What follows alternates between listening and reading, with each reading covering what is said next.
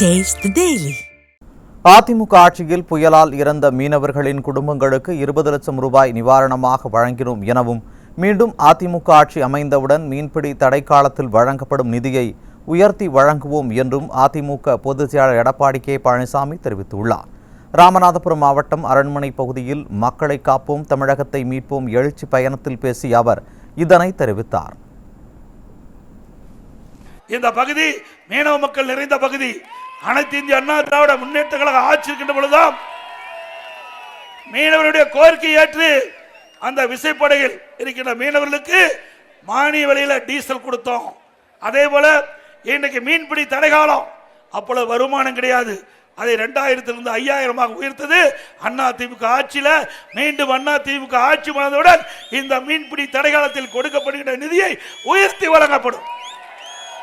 அதே போல 12/12/2016 வர்த்தா புயல், ஒக்கி புயல் தாக்கலுக்கு உள்ளான பாதிக்கப்பட்ட மீனவர்களுக்கு தலா 5000 ரூபாய் நிவாரணம். இறந்தவர்களுக்கு 20 லட்சம் அந்த குடும்பத்துக்கு நிவாரணமாக கொடுத்தோம்.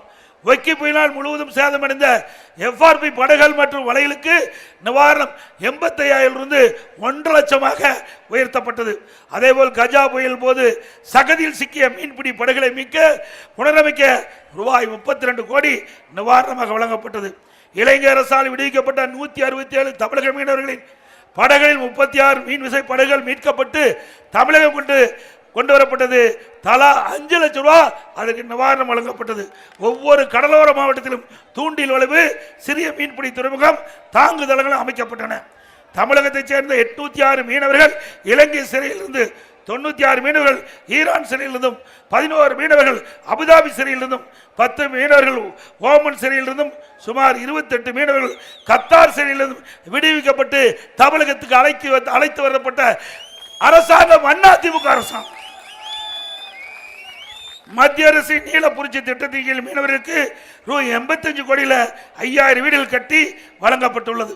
இப்படி ஏராளமான திட்டங்களை கொண்டு வந்து நடைமுறைப்படுத்திய அரசாங்கம் அண்ணா திமுக அரசாங்கம்.